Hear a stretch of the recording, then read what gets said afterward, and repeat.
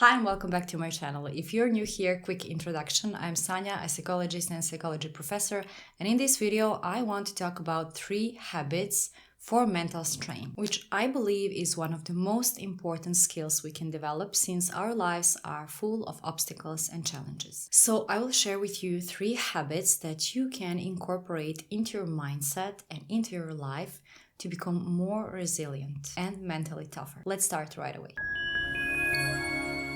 The first thing is embrace vulnerability. And you might think, how can we talk about being mentally strong and at the same time being vulnerable? That's because being mentally strong is not the same as being completely without emotions about anything that is happening. Actually, being mentally strong means accepting our vulnerability. As human beings, we are all vulnerable. Our neurobiological system is created that way. Our emotions are our GPS. But sometimes it's really hard to understand why we feel some emotions, and it's really tough to cope with them. And when we cannot cope with our emotions, then we feel that we are mentally weak. And embracing vulnerability actually means accepting and expressing our feelings and our vulnerabilities, which cultivates the emotional resilience. And emotional resilience is actually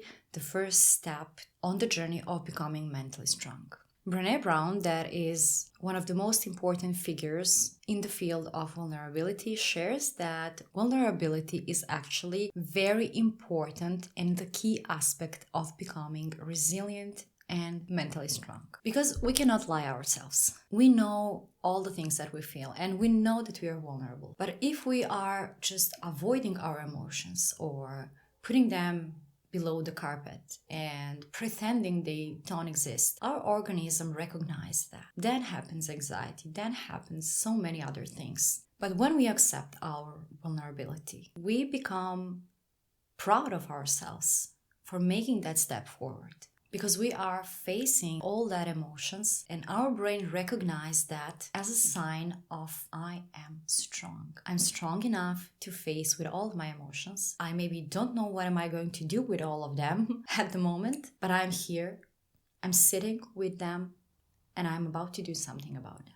So actionable step to incorporate this habit in your life, start sharing your thoughts, your insecurities with the people you care about. And start sitting with your emotions. So take one simple paper and pen and just write everything that you feel at the moment. Nobody doesn't have to see that. You can throw that paper away. For some people, it's easier to sit and think. For some people, it's more effective to write, and I recommend writing. So sit down and write. What do you feel? How do you feel? And try to answer the question, why do you feel exactly like that? Habit number 2 is don't do this alone and build your support system. Social connections are very, very important. Now, the question is mental strength individual thing? Is that something that is only mine and that I have to do by myself? Well, many researchers shows that if we don't have social connections and close relationships, we tend to be less happier, less healthier, and less mentally strong.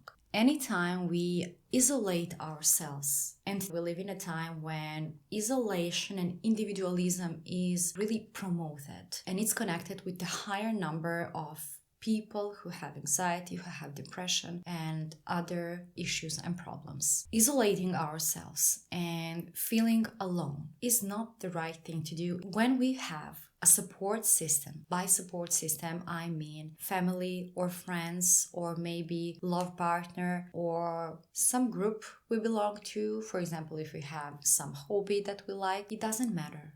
Also, support system can be only one person. You know, that person that we call our person, like mine, my person. Someone who truly understands you and truly supports you. So when we have this support system, we tend to feel less insecure. We feel more relaxed because we know there is someone we can rely on no matter what happened. And what is interesting here is that we really don't have to rely on that support system every time. You know, we can cope with many things by ourselves, but only the fact when I know that I have my support system will automatically give me strength that I need to cope with some things. So the actionable step will be to start building your support system or strengthening your support system, which means build more trusted and deepen relationships with the people around you. And this will affect not only on mental strength, on many aspects of your life. For example, on happiness level, because when we are in a contact with people that we care about, one of the happiness hormones, oxytocin, is rising. So there's the whole biology and neuroscience behind being connected with someone. And the last one is actually, I believe, one of the most effective tools when we speak about mental strength, and it's called cognitive reframing. It's something that we use in therapy and counseling. It's a term that comes from rational emotive behavioral therapy and cognitive behavioral therapy, and what it actually means is changing our emotions by reframing our thoughts, by reframing and changing the angle we see some situation or something that is happening to us or that happened to us in the past, but it still interrupts our life. Since we define mental strength as the ability to cope with uncertainty, with some life obstacles and life challenges, when you think more about it, you can see that what are you dealing with every time is actually the emotion you are feeling. And no matter what happened, it is always the emotion we are dealing with. And that's why this tool is really, really great. Because often we are not able to change the situation. Sometimes there is really nothing we can do about it. Even then, there is that one thing we can do, and it's to change the way we think about it. And when we speak about being mentally strong, I mean here intentionally change and reframe the thoughts. People have resistance to this because it seems like, why would I change the thoughts? I don't want to change the thoughts. This is the right way to feel about it. For example, if we are angry about something and everyone would be angry in that situation, so why would I change this anger? Or if I am disappointed, there was something I really wanted to achieve in life, something that was my dream, and it never happened.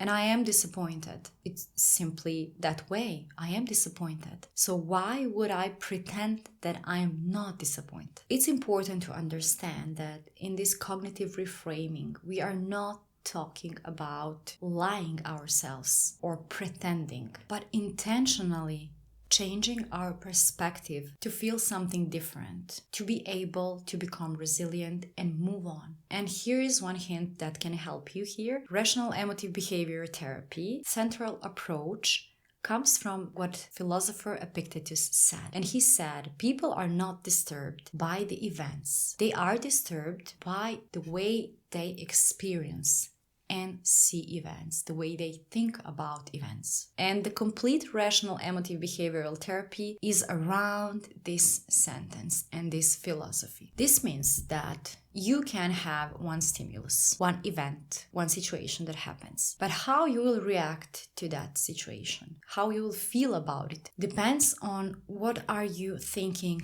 about that situation. And our emotions and thoughts are often automatic. They come from the subconscious and from our belief system. But here you can sit down and try different angles and different perspectives. So, actionable step. What you can do here is to take a piece of paper and write the situation that happens, then write how do you feel about it, then write what do you think about it. And this is the present state. Now you will write several different ways or perspectives. What are 3 or 5 different ways I can think about it? Anytime you write one different way, sit a while with it, try to really think about it and to see how do you feel. Will your emotion change a little bit? I'm not saying this is easy and something that you will be able to do immediately. It takes practice. But when you practice, you will become better at it. Then, when you have the several options and different ways you can see the situation, you will be able to choose one that is the best for you. And the best, I mean, that will provide some better feeling. And that's the way you're becoming mentally strong. And with this, we can conclude why this is the best tool for being mentally strong. Because when you incorporate cognitive reframing, then you are able to actually intentionally change your thoughts and change your perspective to automatically change your emotions. So the question here is, but isn't that avoiding the emotions? Isn't that like pretending they are not true and I'm not feeling that, like avoiding? No, because you have the habit one we talked about, accepting vulnerability. So in this cognitive reframing practice, when you write the original state, the original feeling, present feeling about the situation, that's actually the moment when you are acknowledging and accepting your feelings about something. And then cognitive reframing, the mentally stronger you is actually doing something about it. I would like to hear your experience about resilience and becoming mentally strong. Have you tried some tips and tools and techniques? Write in the comments so we can exchange our thoughts about this topic. I really hope this will help you to see vulnerability and resilience and mental toughness in a new light. And if you try any of these habits, please let me know how it went. Thank you so much for being here with me. I really hope you found something valuable and I hope you will stay and subscribe. So I will see you in the next video.